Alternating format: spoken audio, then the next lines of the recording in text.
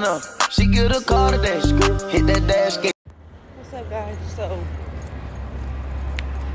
I really want to normalize, like, ooh, pizza. Right? I'm walking to get some food. I really want to normalize, like, being able to open up and talk about that trauma that we went through as a kid. Because now as an adult,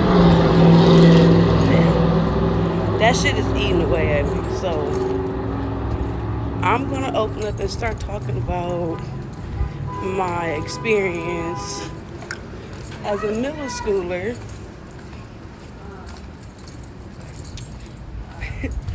at KIPP San Francisco Bay Academy. KIPP SF Bay Academy. And that's kind of like, I guess, where it started at. I'll get back to you. So yeah, let's normalize talking about what hurt us as children, because as adults, that shit don't get better. That shit don't get better. And I want to do this, I don't know if I want it to be like a docu-series or just us talking about our fucking childhood and what we experienced. I'm going to start off my life and how, like, the Boys and Girls Club and KIPP Academy were my homes, because home sucked. And I want to tell my story to open up and let others be able to tell their story. You never know what people went through to make them triggered easily, or triggered, traumatized, whatever you want to call it. You never know what people went through that made them the way they are now. Let's normalize talking about mental health. Let's normalize being able to openly come to an agreement with yourself. Yeah, that you had a pretty messed up childhood and it messed you up. Normalize it. Talk about it. Heal. And keep it pushing. It's hard. This journey I've been on with normalizing and being real with myself, just sitting down and thinking about what I've been through as a child, the neglect, not getting the support as a child, not having my parents, being the oldest of your siblings, like all of that affected me. Now that I'm 31, I was going to say 30 plus, but now that I'm 31, and I don't like it. And I want to be able to express and openly be able to talk about it with other people so we can heal as one, as a generation. Let's normalize discussing what positive and negative. Let's normalize the positives and negatives of growing up. And one way I really want to do that is highlighting the positive support system I did have as a kid. One of them was the Boys and Girls Club, and another one was KIPP Academy. Now, some people might not think KIPP Academy saved us and helped mold us into like the mind frame and how we think now. The only support I did have was from those teachers and those students at that school. The only support I felt like I had was at that school. Being able to call our teachers 8 o'clock at night to get help with your homework. You had cousins and aunties and shit that didn't even know what was going on at school, but you on the phone with your teacher. They never used to believe me. So, it's hot out here, y'all. It's 88 degrees right now. Mind you, it was like 90-something degrees the other day. But, so what I'm doing is, I'm opening up that door. I I'll be the guinea pig. I've been the guinea pig my whole life. I'm the oldest of 9. I started in middle school. I was the first class of that middle school. I was the first sibling to graduate high school with no support. Got my first job. I just was the guinea pig. Got kicked out first, had to learn on my own. Didn't ask for any of this. Was told to do what I was supposed to do, done everything I was supposed to do, went to school, got a job, and still got kicked out. So let's normalize opening up the airwaves, using your platform, using whatever. I don't even have a lot of following. I'm not a big YouTube influencer or anything, but I want to get my story out there because I know there's a lot of women and a lot of people, but women in particular, that just don't have the means to like actually dig that deep. I'm trying to continue healing, so I'd rather put it in the atmosphere because I know there's people out there that's been through similar situations, if not the same, as I've been in. I'm 31 years old and I'm still dealing with childhood trauma. I'm still dealing with not being able to let go certain shit, but in order for me to continue to elevate and move on, I have to let certain shit go. I have to be okay with it happened because it happened, and I'm here now. So let's normalize mental health. Let's normalize these childhood traumas that we've been through, that we are afraid, that's suppressed in our mind. Let's normalize talking about this. Because who knows? Somebody needs to hear it. And I don't know who needs to hear it. Keep going. Keep going. This morning, I had a dream that I was in my childhood neighborhood with all my childhood friends at 31. Like, it was like a time travel kind of dream. It was weird, but it was so vivid. It was so real. And we had cell phones. I remember vividly, I was on Snapchat recording the neighborhood and how it looked back, and I want to say 1999, 2000. The structures that was there, how everything looked. My home looked the same. My grandmother was there. Sorry, Cheerio.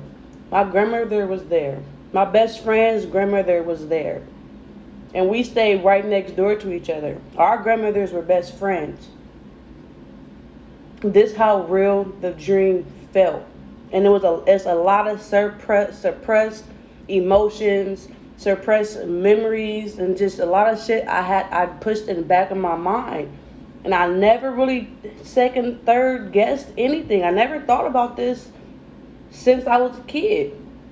But the fact that I was able to vividly see my grandmother as if I was a child, seeing my grandmother. It was vivid, y'all. And and the people that were with me, it was family members, and I remember my one cousin Trinell.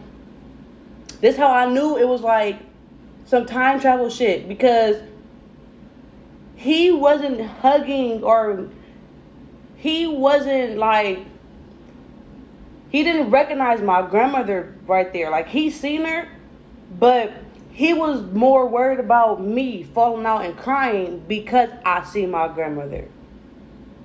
He had more sympathy for me crying because I've seen my grandmother, and she's standing there with her smile, just looking at me, and I'm just doing this. I couldn't talk. I couldn't do anything but just cry and cry. And I woke up crying, and I cried for about 15 minutes because that dream was so vivid. And I know there's a lot of suppressed memories that I need to address. I need to address a lot of stuff that I never was able to, because, like I said, I'm the oldest. So that mentally was messing with me. I have a lot to say. I've been through a lot. Excuse me. And I know I'm not the only person that's been through stuff, but I feel like I'm the only person that's able. I'm opening up. I've been on my healing journey for about 2 years now. Like, I've been working on myself. I've been trying to heal. I want to be great. I don't want to keep worrying about the past and stuff. Let's normalize it. Let's normalize it. So now, I'm calling all my Kipsters, all my Kip family. I'm calling everybody, my class of KIP San Francisco Bay Academy, the teachers, the parents, supporting staff. I'm calling all of y'all because I don't know what you guys were to everybody else, but to me, y'all were family. Y'all were family. I love being at school. Y'all were family. And I want to talk about it. I want to talk about it. So, I want everybody to actually be able to dig deep, take a little time to yourself, and actually figure out what helped. What did KIP SF Bay Academy do for you, or for your child, or for you as a teacher? What do we do as inner city youth? Because this was in the hood. This was in Fillmore. This was 3 blocks down from my house. Come on, man. So I'm just calling everybody. If you want to support, if you want to be a part of this journey that I'm embarking on, sit down, think, make a video, send it to me. Any way, shape, or form. If you need my number, email, whatever, hit me up.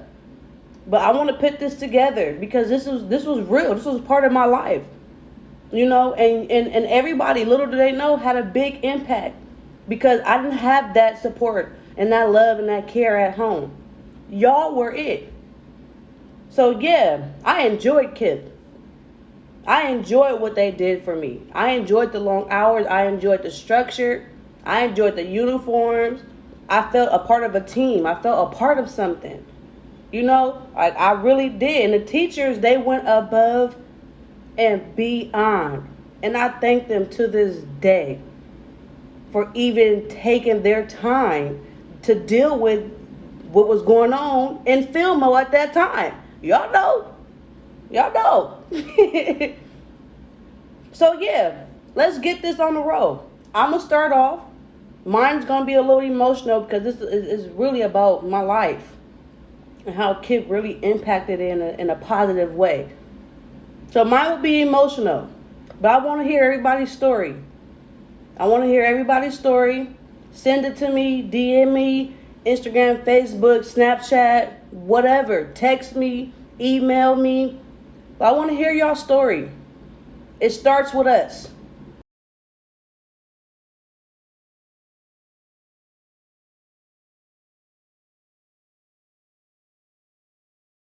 I really just want to thank everybody for this, just the continuous support.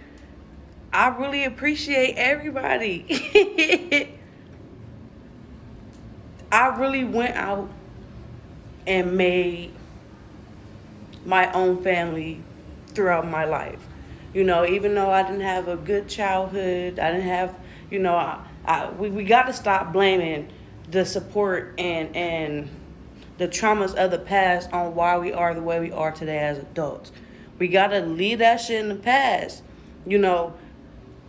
It's hard because you still think back like, damn, I didn't get that support, or damn, like, where was motherfuckers at when I was graduating, or when I won an award, or whatever the case may be. We got to stop projecting that in the future, or we're not going to ever move on. So today, I'm starting. I'm not holding on to that no more. I'm not holding on. Yeah, it happened. I'm here now. I'm healthy. I'm alive. And I have the support of all the friends and family that I created. Even my own family. But my extended friends and my extended family. I thank y'all. And let's start this conversation because it's needed, especially with what's going on with today's kids. We just need it. We got to let go of this trauma as adults in order to keep going for the next generation, or we all going to be a bunch of broken souls. So thank y'all. Thank y'all for the support. I appreciate it.